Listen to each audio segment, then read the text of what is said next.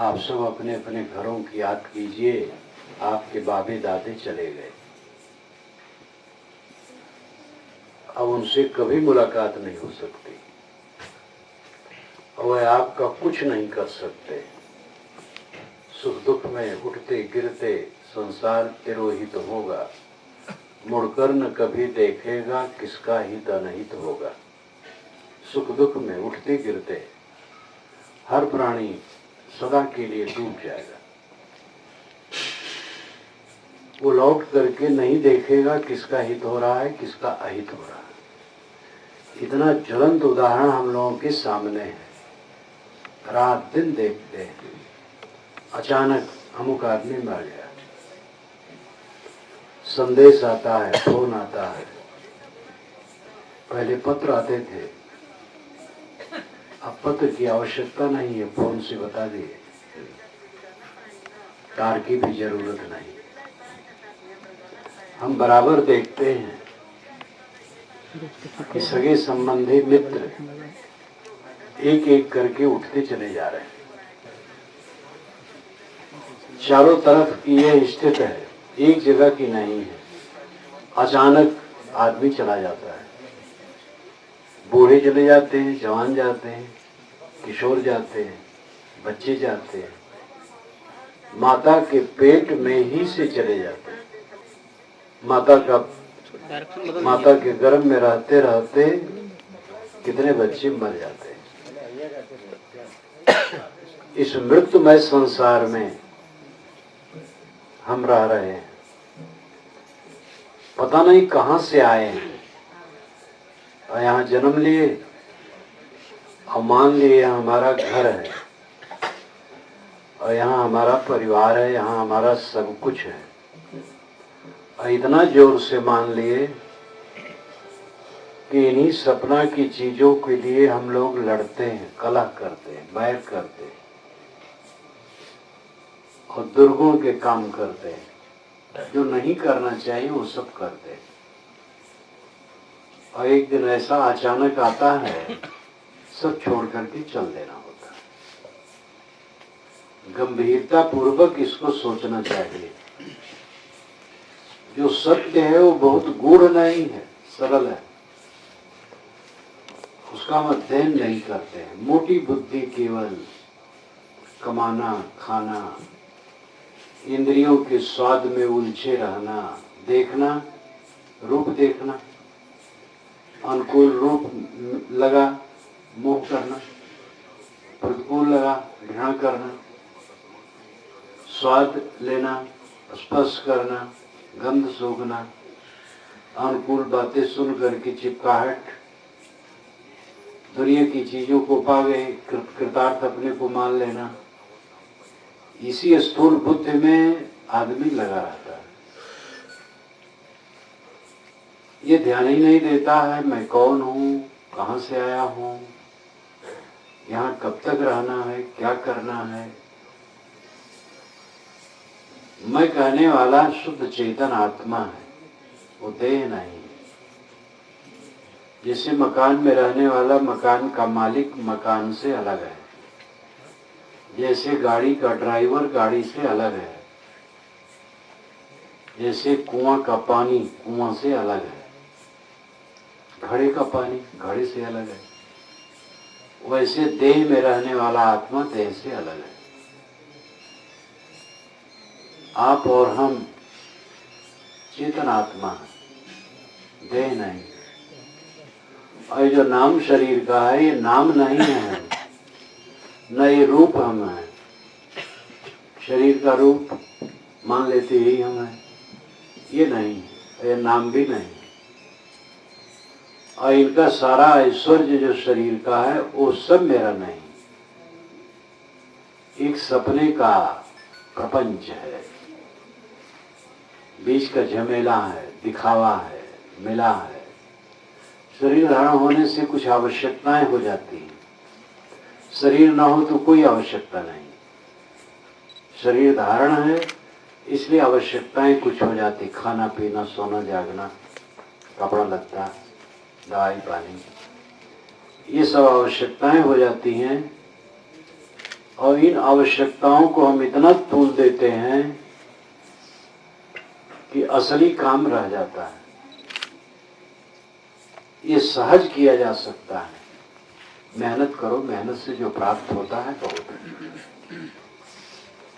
देव सिंह ने आज मुझसे पूछा, अजगर गए न चाकरी, पंछी करे न काम, दास मलूका यो कहें सबके दाता राम।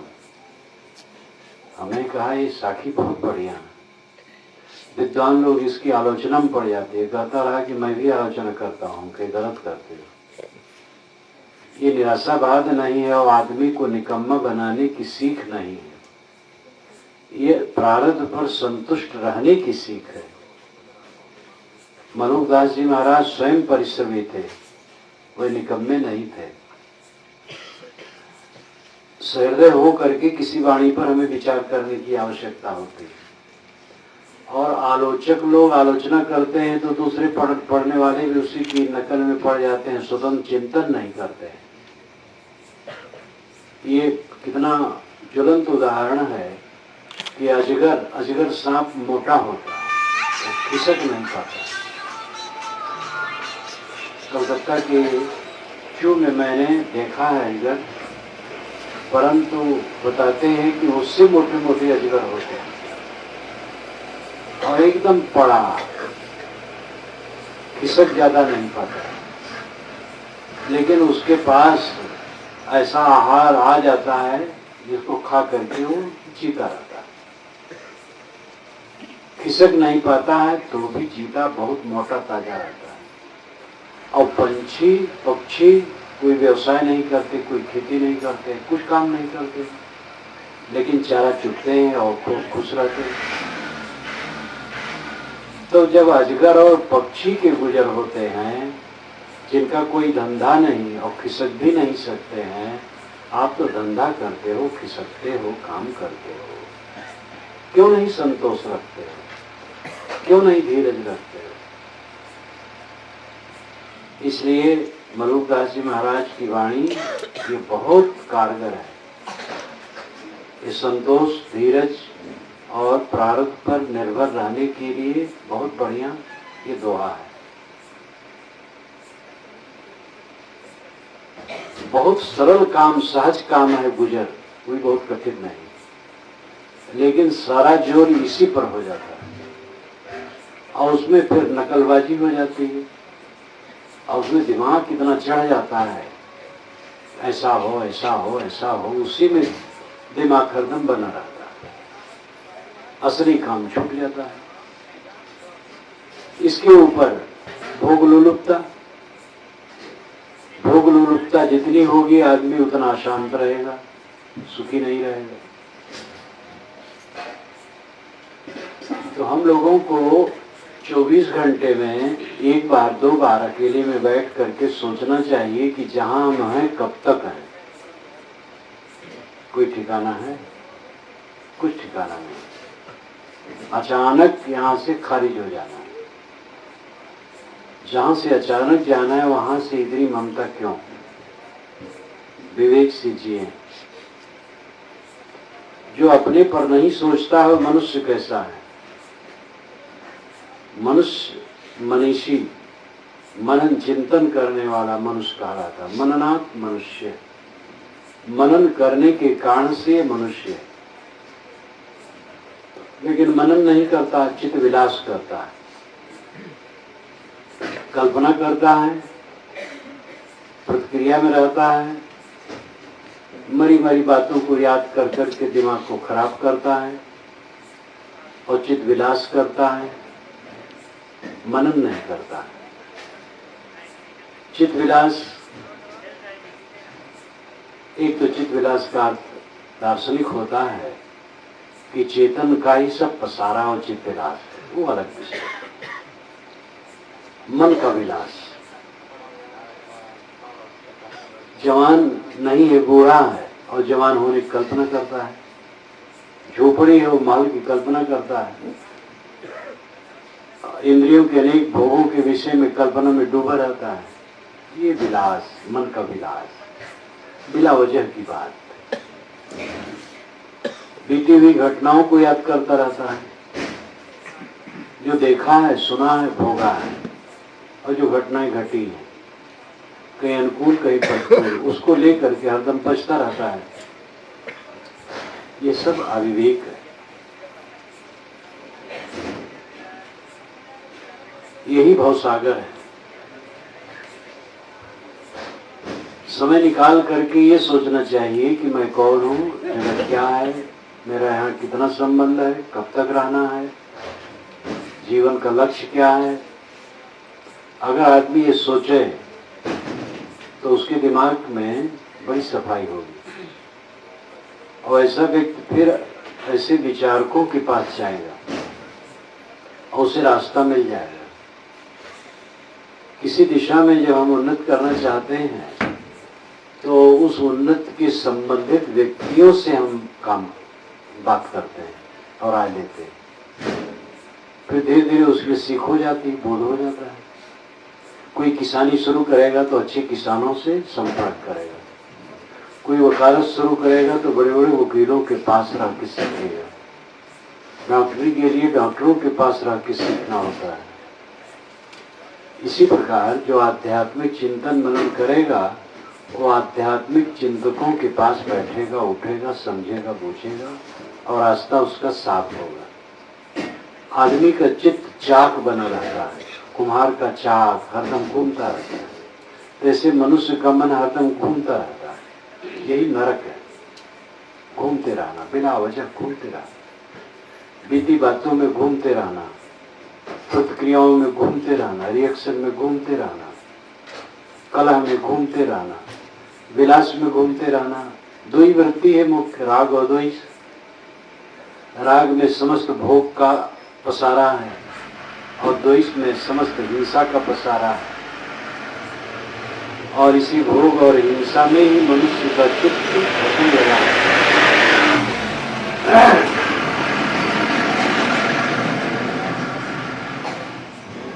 राग द्वेष से ऊपर उठ करके निर्मल चित्त, शुद्ध प्रेम, शुद्ध भाव, शुद्ध व्यवहार, अंतःकरण को साफ करो, दिल को साफ करो। सोई नूर दिल पाक है, सोई नूर पहचान। पाक दिल में नूर की पहचान होती है। पवित्र हृदय से सत्य का बोध होता है। सबसे बड़ी कमाई है मन की पवित्रता। करने से ये होगी, नहीं करेंगे तो कैसे हो। कूड़ा कचरा भरने काम लोग करते हैं रात दिन। जब देखो तब ऐसा काम करें जिससे मन में कूड़ा कचरा भराए। बैर करेंगे, मोह करेंगे, राग करेंगे, द्वेष करेंगे, कलह करेंगे, विवाद करेंगे, भोग लिप्सा करेंगे, छल कपट करेंगे, दलबंदी करेंगे, सब विकारी काम करेंगे। और इन विकारी कामों से मन गंदा होता चला जाता है। इतनी असावधानी है, जीवन बड़ा मूल्यवान है, बड़ा मूल्यवान है, लेकिन इसका मूल्य आदमी समझ ही नहीं पाता है। ऐसी गंदी गंदी बातों में बिताता है जिससे उसका नरक होता है। मन की मलिनता, मन का उद्वेग, मन की अशांति, इससे बड़ा नरक कहीं हो सकता है? इससे बड़ा नरक कहीं नहीं, इसके समान भी नरक नहीं। मन की मलिनता ही नरक है, मन का उद्वेग नरक है, मन की प्रशांति, आनंद, स्थिर आनंद, यही जीवन की सफलता। भोग की लालसा करने वाला ये पद नहीं पा सकता है। भोग की लालसा जितनी करोगे आपाधापी करोगे, राग द्वेष करोगे, कलह करोगे। चाहे कोई भी भोग हो, स्थूल भोग हो, सूक्ष्म भोग हो, धार्मिक पोजीशन में भोग हो, मान बढ़ाई, पद प्रतिष्ठा, गुरुवाई, मानती, कामना होगी, उसका चित्त शुद्ध नहीं होगा। एकदम झूठी चीजें आई गई, कुछ दम नहीं। कितने लोग हमें नमस्कार किए, क्या मतलब होता है? अगर लोग आवे और मेरा नमस्कार न करें, दूसरे करें और मुझे खटके, कितने हम गहरे नरक में। कोई हमें नमस्कार किया, दूसरे ने नमस्कार किया, क्या मतलब होता है हमारे लिए? हम नमस्कार कर लें लोगों का, कोई नमस्कार करे न करे, उसमें क्या धरा है? हमारे सामने कोई वस्तु रख दिया, अर्पित कर दिया, क्या हमें मिल गया? एक व्यवहार है, उसका प्रेम है, वो अपने चित्त शुद्ध के लिए करता है। हमारा एक व्यवहार है बस। वो ना हो तो भी व्यवहार चलेगा, क्या उसमें धरा है? कोई हमारे सामने दंडवत पड़ गया तो हम बड़े हुए। ये गंदी गंदी बातों में मन लगा रहता है। तो चाहे वो भोग, स्थूल भोग का हो और चाहे धर्म के पोजीशन में हो, जितना भी शुभ अशुभ है, रिद्धि सिद्धि, वो सब में मन रखने वाला अपने सत्य को नहीं समझ सकता है, शांति को नहीं पा सकता है। शांति सबसे बड़ा सुख है, सुख सबको प्रिय है, लेकिन समझ गलत है। इंद्रियों का भोग आदमी सुख मानता है, इंद्रियों को उत्तेजित करना सुख मानता है, संबंध को सुख मानता है। असंबंध असली सुख है, समझ नहीं पाता है। कोई हमें मिला, नमस्कार किया, एक संबंध हुआ। हमारे सामने कुछ दे दिया, रख दिया, एक संबंध है। हमारे साथ कई लोग हैं, एक संबंध है। कोई नहीं है, असंबंध है। संबंध ही भोग है और उसी में हमें गुदगुदाहट होती है। और सत्यता क्या है? असंबंध। सबका संबंध टूट जाएगा। बड़े बड़े धनपति, अनुगामियों से घिरे हुए लोग क्षण पल में चल देते। सत्यता है असंबंध, संबंध सत्यता नहीं। संबंध क्षणिक है, सारा संबंध क्षणिक है। और स्थिर क्या है? असंबंध। साथ क्षणिक है, अकेला स्थिर है। चाहे जितना हम संसार में कुछ कर लें, अंत में अकेला। इस अकेलेपन के लिए कितना विचार चिंतन करते हैं, ध्यान दो। जानवर की तरह पैदते रहना और कमाना खाना और बाल बच्चे पैदा करना, ये जीवन है? ये तो जीवन के मोटे काम है, व्यवहार है। असली जीवन इससे उठकर है। ये मजबूरियां हैं सब। कमाना मजबूरी है, खाना मजबूरी है, जीवन का व्यवहार करना मजबूरी है। असली काम तो और है, और वो बाकी रह जाता है। खाली इन्हीं मजबूरियों में हम लगे रहते हैं और नई नई मजबूरी अपनी तरफ से बना देते हैं। ठंडी लग रही है, कपड़ा पहनना मजबूरी, भूख लगी, भोजन करना मजबूरी है, प्यास लगी, पानी पीना मजबूरी है, नींद लगी, सोना मजबूरी है। ये मजबूरियां। तंबाकू खाना कोई मजबूरी नहीं, बीड़ी पीना कोई मजबूरी नहीं, शराब पीना कोई मजबूरी नहीं। ये सब हम मजबूरी बना लेते हैं अपनी तरफ से। जहां अपने को खोलना चाहिए तो वहां अनेक रस्सियों से अपने को बांधते चले जाते हैं। खाना पीना, सोना, जागना, काम धंधा करना, ये मजबूरियां हैं और इन मजबूरियों को विवेक पूर्वक निभाना चाहिए। और इसमें भी कम में संतुलित जीवन बिताना चाहिए। जितना बन सके कम से कम में गुजर करना चाहिए। जितना कम से कम में गुजर करोगे उतना हल्के रहोगे, और जितना भोग की भावना करोगे उतना दिमाग खराब होगा। जो कुछ हम अपने जीवन में करते हैं वो सबका प्रभाव मन पर पड़ता है। मन में अकिंचनता, थोड़े में गुजर करने की चेष्टा, निष्प्रह रहना, कुछ न चाहना, निष्काम रहना, निर्माण रहना, ये अपने को छुड़ाने का रास्ता है। अहंकार करना, कामना करना, भोग लालसा करना, बहुत चीज चाहना, ये सब अपने को बांधने का साधन है। जैसे एक रस्सी से आदमी रोज अपने को बांधे तो साल भर में 365 रस्सियों से बंध जाएगा। और अगर वो 60, 70, 80, 90 वर्ष, 100 वर्ष जीता है तो गणना करो कितनी रस्सियों से बंध जाएगा। हर आदमी अपने को निरंतर एक एक रस्सी से बांधता चला जाता है। नई नई आदत, नई नया मोह, नया नया विकार, नया नया कलह, बिना वजह मिथ्या भर में जीव ये हर शोक में बोल, समय अमूल खराब कर छोड़ काज दुख ढूंढ। विशाल देव कहते, ये जीव मिथ्या भरमता हर शोक में बोल करके, जिसके लिए हर सुख करता वो कुछ नहीं है, झूठ है, एकदम झूठ है। तूल बहुत हम दे देते हैं घटनाओं को। अपने को संभालो, अपने से गलत न करो,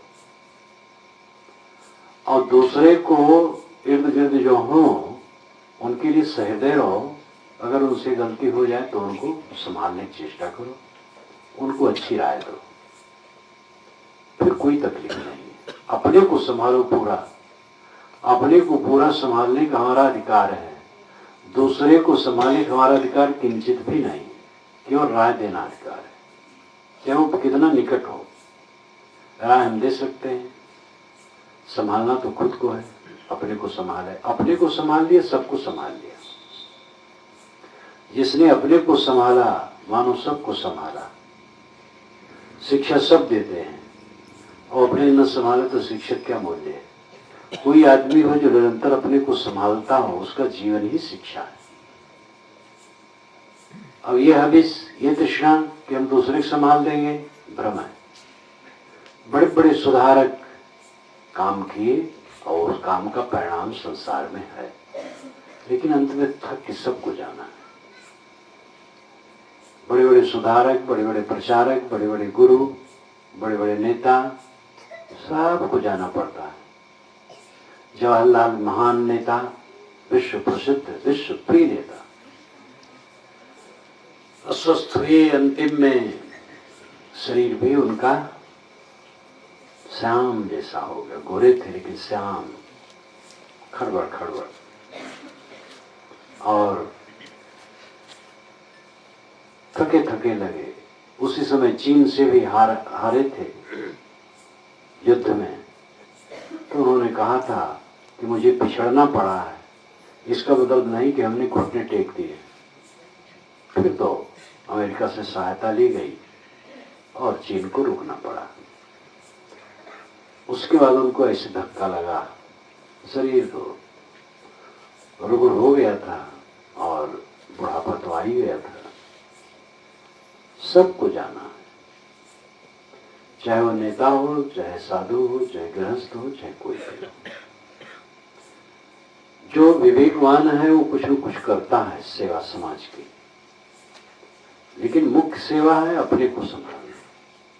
जो अपने को नहीं संभाल सकता दूसरे क्या संभालेंगे। हमारा चित्त संतुष्ट नहीं, दूसरे को संतोष देते हैं, तो क्या संतोष का मतलब है। हमारा चित्त संतुष्ट हो, हमारा मन निर्विकार हो, हमारा मन राग द्वेष रहित हो, हमारा मन समता में हो, तो बिना शिक्षा दिए उसका प्रभाव पड़ेगा जो समझ पाएंगे। अपने को संभालो, ये आध्यात्मिक काम करो। आध्यात्मिक काम यानी भीतरी काम, जो आत्मा संबंधी है वह काम आध्यात्मिक काम कहलाता है। व्यवहारिक काम है हल चलाना, फसल उगाना, उसकी सेवा करना, रक्षा करना, काटना, मीजना, उसाना, साफ करना, घर में रखना, जानवर पालना, और भी सब काम है, व्यवहारिक काम है। व्यवहारिक काम भी करना चाहिए जो जिसकी जिम्मेदारी है। आध्यात्मिक काम है भीतरी काम, आत्मा संबंधी काम। व्यवहारिक काम भी आध्यात्मिक काम के लिए है। कमाते क्यों हैं? खाने के लिए। खाते क्यों हैं? जीने के लिए। जीते क्यों हैं? इसका पता नहीं है, बस जीते जाते हैं। ये कोई जीवन है? कमाएं खाने के लिए, खाएं जीने के लिए, और जिए आत्मा के उद्धार के लिए। आत्मा का उद्धार का अर्थ है सब समय आनंदित रहना। उसी ने उद्धार किया अपना जो सब समय आनंदित रहता है। उसके मन में क्लेश नहीं रहता, राग द्वेष नहीं रहता, विकार नहीं रहता है, किसी से माख मलाल नहीं रहता है, सबके प्रति सद्भाव, अपना मन निर्मल। हर समय वो सब कुछ को विसर्जित समझता है। जितना संबंध है वो सब क्षणिक, देखते देखते खो जाएगा, इस बात को हरदम समझता है वो, इसलिए उसका मन निर्मल रहता है। निर्मल रहने से छुटा हुआ रहता है, यही मोक्ष है। जिसका मन कहीं बंधा ना हो, सब तरफ से खुला हो, कोई आग्रह ना हो, कोई पकड़ ना हो, कहीं किसी से वैर न हो, घृणा न हो, मोह न हो, वही मुक्त है। यही जीवन का सच्चा आनंद है, यही आध्यात्मिक उन्नति है। अपने को सबके तरफ से छुड़ा लेना, सब तरफ से छुड़ा लेना, मोह वैर दोनों से छुड़ा लेना, दुनिया के हान लाभ में आंदोलित न होना, ये तो आध्यात्मिक उन्नति है। बड़े बड़े ऐश्वर्यवान हरदम धक्के खाते रहते हैं, अस्थूल बुद्धि है। हरदम जो होता है, घटना घटती है, उसी को लेकर के पीड़ित होते रहते हैं, क्योंकि सोचते ही नहीं कि मरना है और छूटना है। एकाएक जब कुछ होता है तो धक्का लग जाता है। जो पहले से समझता है तो पहले से तय किए है सब छूटना है, और तय ही नहीं कि वो छोड़े है। छूटने के पहले जो छोड़ देता है उसको क्या कलेश होगा। मरने के पहले जो मोह को मार लेता है उसको कोई पीड़ा नहीं। जीवन को स्वच्छ बनाओ, गलत आदतें न पालो, बीड़ी न पियो। बीड़ी बहुत पीते हैं, इसमें बैठे लोग बीड़ी पीने वाले बहुत होंगे। अगर मैं कहूँ जो बीड़ी पीते हो हाथ उठाएं तो बड़ा मुश्किल होगा।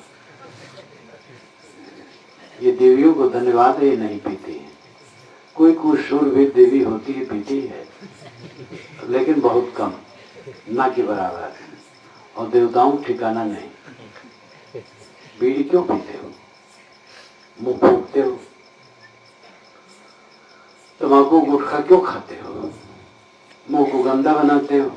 दाल भात खाए, रोटी सब्जी खाए, खा के उठे, कुल्ला किए तो एक गंदा तंबाकू थोड़ा सा मुंह में था। थाली भर पवित्र भोजन की, पेट नहीं भरा तो एक चुटकी गंदी तंबाकू रखो। कितना अविवेक है। आहार विहार पवित्र रखो, नशा का सेवन न करो, अंडा मांस मछली कभी न खाओ। पूरी दुनिया में आजकल तो इसके विरोध में काफी विचार हो रहा है। एक जगह तो कुछ लड़के विश्वविद्यालय के थे, मांस की बात आई कि देखो देखो कुछ न कहो, आजकल शाकाहार पर बहुत लोग कह रहे हैं, अगर मांस की बात करोगे तो तुम फजीहत होगे। एक सज्जन कह रहे थे कि मैं लंका में था तो एक होटल में विदेश की एक लड़की थी, युवती, मैं भी था, और जो सज्जन बता रहे थे उनकी दाढ़ी, धार्मिक रूप ज़्यादा। तो उन्होंने कहा कि, लड़की ने कहा मांस ने, क्या आप मांस खाते हैं? तो वैसे ही उसका मन लेने के लिए गया, हाँ हाँ मैं खाता हूँ। बिल्कुल गलत करते हैं, आपका तो धार्मिक रूप दाढ़ी रखाए हैं और इतना शोभायमान है, तो आप मांस खाते, बहुत गलत करते हैं कि मांस में क्या दोष है। उसने बहुत तर्क किया, मांस बिल्कुल नहीं छूना चाहिए। फिर जब भोजन का समय आया तो उसने साग सब्जी जो कच्ची खाई जा सकती है उसी के लिए, सलाद के लिए कहा होटल में। तो उन्होंने बताया कि एक थाली भर करके उसके लिए सलाद आया, साग सब्जी और फल फूल खाई, और भोजन बिल्कुल नहीं चाहिए जो वहाँ रसोई में बनता है होटल में नहीं खाई। कि वहाँ शाकाहारी तो कहते हैं, लेकिन शाकाहारी मांसाहारी जहाँ एक जगह है तो वहाँ शुद्ध कहाँ रहता है। तो उसने केवल साग सब्जी, कच्ची फल, यही सब खाया, और विदेश की लड़की थी। तो पूरी दुनिया में इस पर विचार काफी हो रहा है। प्राकृतिक चिकित्सक तो बिल्कुल इसके विरुद्ध हैं। दुनिया के कोई भी कोने में प्राकृतिक चिकित्सक हैं। तो अंडा मांस मछली से दूर और नशा की चीजों से एकदम दूर रहो। पहले मन को पवित्र करो तो ज्ञान की बात समाएगी, नहीं तो समाएगी नहीं। मन को पवित्र करो और आदत बनाओ। ज्ञान की पुस्तकों को पढ़ने वाले बहुत कम लोग हैं, और ये बहुत बड़ी गलती है। अब अच्छा हुआ है कि गुजराती में भी कई पुस्तकें अनुवादित हो गई हैं। बीजक जैसा भारी भरकम ग्रंथ जो बीजक व्याख्या है 2000 पृष्ठों की लगभग, उसका गुजराती हो गया है। तो गुजराती जो यहाँ के सामान्य लोग हैं गुजराती से ज़्यादा समझते हैं, हिंदी कम समझते हैं। वैसे जो ज़्यादा हिंदी पढ़ने वाले हैं वो कहते हैं हमें तो हिंदी में अच्छा लगता है। लेखक का उसकी मूल भाषा से ही मैं समझना चाहता हूँ। तो कितने गुजराती हिंदी ही पुस्तक लेते हैं, लेकिन इतने समर्थ जो नहीं है हिंदी में, गुजराती उनके लिए बहुत सुपाच्य है। छोटी हुई पुस्तकें कुछ पढ़ो तो, पुस्तक ही नहीं पढ़ोगे, ज्ञान की बात नहीं सुनोगे। ज्ञान की बात तो कभी सुनने को मिलती है, संत आए भक्त आए कुछ कह दिए, रोज रोज किसके पास कौन बैठा रहेगा। पुस्तकें ऐसी हैं जो आपके घर की थापी हैं और संतों की प्रतिनिधि हैं। उनको पढ़ो, अपने आप ज्ञान होगा। मेरे अपने जीवन में अनुभव है कि पुस्तकों ने जो मुझे लाभ दिया है, पहले से जब से होश में आया पढ़ने लगा तभी से कोई पुस्तक को पढ़ो, यहाँ तक घूर पर उकेरा पर पड़ा हुआ पर्चा भी झाड़ के पढ़ लो कि क्या लिखा है। और जब पारक सिद्धांत की समझ हुई तब इसमें ज्यादा चेष्टा हो गई। तो मुझे साल भर में 3-4 बार संत और गुरु जी कहीं मिल जाते थे, और तो कहीं कहाँ मिलो, किसके पास जाऊं। तो पुस्तकें काम देती थी। पुस्तकें मैं खूब पढ़ता था, और इतना पढ़ता था कि कितने संत आए जब घर पर तो हमसे डरते रहे कि ये पूछ लेंगे तो मैं बता नहीं पाऊंगा, तो अदब खाएं हमें। और जैसे मैं बैठूं उनके पास जैसे सकुचा जाए। इतना मैं पढ़ता था कि उन लोगों को हमारे लिए इतना विश्वास हो गया कि हमसे ज्यादा जानते हैं। अब मेहनत करेगा वो जान ही जाएगा। तो मुझे इतना लाभ दिया और आज भी लाभ दे रहा है। ज्ञान के ग्रंथ पढ़ने के लिए आदत डालो, संतों के वचन सुनो, भक्तों के वचन सुनो, ज्ञान के ग्रंथ को पढ़ने की आदत करो, तब थोड़ा थोड़ा चित्त में प्रकाश होगा। गंदगी तो बहुत जमी है, परत पर परत, ठिकाना नहीं है। उसको रगड़ करके साफ करने से काम बनेगा। मनुष्य को जो परम सुख की लालसा है वो दुनिया की चीजों में कहीं मिल नहीं सकता है। परम सुख आध्यात्मिक उन्नति में है। जब चित्त निर्मल हो, चित्त में कलह न हो, बैर न हो, मोह न हो, घृणा न हो, ईर्ष्या न हो, द्वंद्व न हो, किसी प्राणी को सताने की चेष्टा न हो, वो सबके प्रति सहृदय हो, सद्भाव वाला हो, निर्मल मन, तब आत्मविचार आत्मचिंतन संभव है। हम लोग सोचें, देखें, समझें, जहां हम बैठे हैं, जिनके बीच में रह रहे हैं, बहुत थोड़े समय के लिए, और इसका प्रत्यक्ष उदाहरण है हमारे माँ बाप और अनेक मित्र उठ उठ के चले गए। इतनी सत्यता को न समझ पाना और दिमाग में न रखना कितनी असावधानी। खाली स्थूल बुद्धि, कमा खा रहे हैं, धंधा कर रहे हैं, हाय तौबा कर रहे हैं, कलह कर रहे हैं, विकार में डूबे हैं, क्या चीज है। नरक के कीड़े नरक में गुजर जाते रहते हैं।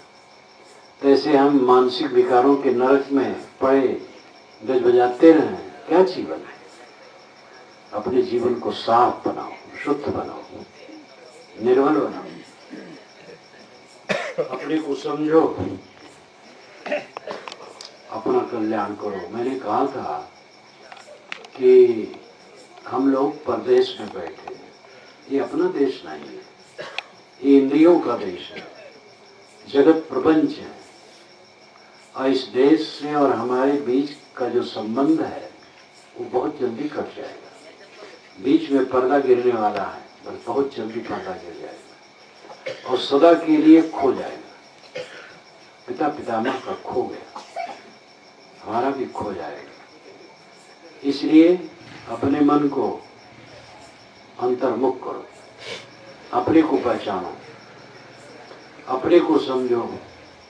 परमात्मा, ब्रह्म, ईश्वर, खुदा, अनेक शब्दों से जिसको हम कहना चाहते हैं, उसका सार तत्व आपका आत्मा है। आपका आत्मा ही परमात्मा है, वही खुदा है, वही ईश्वर है, वही ब्रह्म है, वही सुख का सागर है। सुख का सागर सब चाहते हैं, सुख का सागर अपना आत्मा ही है, लेकिन अविवेक है, चित्त बाहर भटकता है। घुरभिनिया की बान, घूर जो आप लोग उकेरा कहते हैं, हिंदी में घूर कहते हैं, तो घूर पर कोई धनी आदमी दाना बीने भूखा हो तो इसका मतलब उसका दिमाग खराब है। धनी आदमी है लेकिन घूर पर पड़े हुए दानों को बीन बीन के खाता है। वैसे आप परमानंद स्वरूप है, परब्रह्म स्वरूप है, शिव स्वरूप है, कल्याण स्वरूप है, लेकिन समझ नहीं है तो दुनिया की घुरबनिया में पड़े हैं, सुख खोज रहे हैं चारों तरफ, ढूंढते ढूंढते सुख, बुढ़ा जाते हो सुख कहीं नहीं मिलता, सुख बाहर है ही नहीं, सुख तो भीतर है। जब अपने मन को समेटा जाए, स्थिर किया जाए, चित्त साफ किया जाए, चित्त को शांत किया जाए, तो वो स्थिर सुख मिलेगा। यही आध्यात्मिक यात्रा है और ये काम करना चाहिए। हम सब विदेश में बैठे हैं, इंद्रिय मन से प्रतीतमान सारा जगत विदेश है, और इंद्रिय मन के व्यापार को बंद कर देने पर जो अंतरात्मा में संतोष होता है वो स्थित स्वदेश की स्थिति है। आंख से देखना, कान से सुनना, जीभ से चखना, चाम से छूना, नाक से सूंघना, ये सब विदेश का व्यापार है। मन से सोच सोच करके बाहर कूड़ा कबाड़ मन में लाते रहना, ये सब विदेश की बात है। स्वदेश क्या है? मन और इंद्रिया शांत हो गई, चित्त शांत। गाढ़ी नींद में हम स्वदेश में पहुंच जाते हैं। गाढ़ी नींद में कोई कलेश किसी को नहीं रहता है, लेकिन वो बोधपूर्वक नहीं है, अवस्था पूर्वक है। दुख उसमें भी नहीं रहता है, लेकिन नींद खुलती है तो फिर दुख शुरू हो जाता है, क्योंकि वो बोधपूर्वक नहीं है। और जो जागते जागते बोधपूर्वक, जागते जागते सुसुप्त की तरह शांत हो जाता है। गाढ़ी नींद में जैसे शांत है इंसान, वैसे जागते जागते जो शांत है वो परमानंद है। उसका वही स्वर्ग है, वही मोक्ष, वही कल्याण है, वही ब्रह्म में स्थित है, स्वरूप स्थित है, वैकुंठ धाम है। इस पर ध्यान दो, सुनो, गुनो, पढ़ो, विचारो। भ्रम में न पढ़ो, सारा संसार भ्रम में पड़ा। हमारा शरीर ही भ्रम का घर है। भ्रम बढ़ाते हो लोक में, भ्रम बढ़ा सब ठाव, कहीं कबीर पुकार के तुम बसो भ्रम के गांव। ये भ्रम का गांव शरीर मन है, इसमें हम सब बसे हुए हैं। रोगिया वैद्य होता है, अवधी भाषा में कहते हैं रोगिया वैद्य होता है। जो रोगी होता है वही वैद्य हो सकता है। वो अपनी चिकित्सा किया और समझा बूझा और धीरे धीरे विशेषज्ञ हो गया, रोगिया ही वैद्य होता है। जितने कृतार्थात्मा पुरुष हुए वो सब रोगिया रहे, आप ही सरीखे वो भी रहे, और उन्होंने इस पर ध्यान दिया, मेहनत किया और अपना काम किया। और काम करते हैं, अब भी मानते हैं कि हम रोग के घर में हैं, असावधानी करेंगे तो रोग फिर पकड़ लेगा। इसलिए विवेकवान कभी असावधान नहीं होते।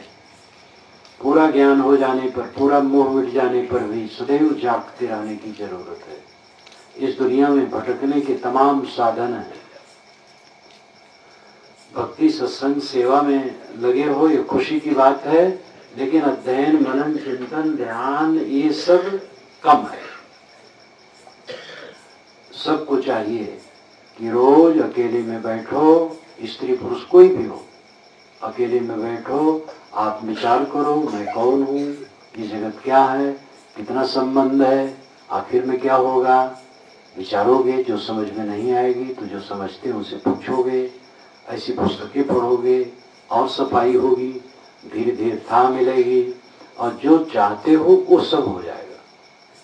और निकम्मे बन के बैठे रहोगे स्थूल बुद्धि में, ऐसे समय बीत जाएगा और ये उत्तम मानव जीवन खराब हो जाएगा। इसलिए ध्यान दो।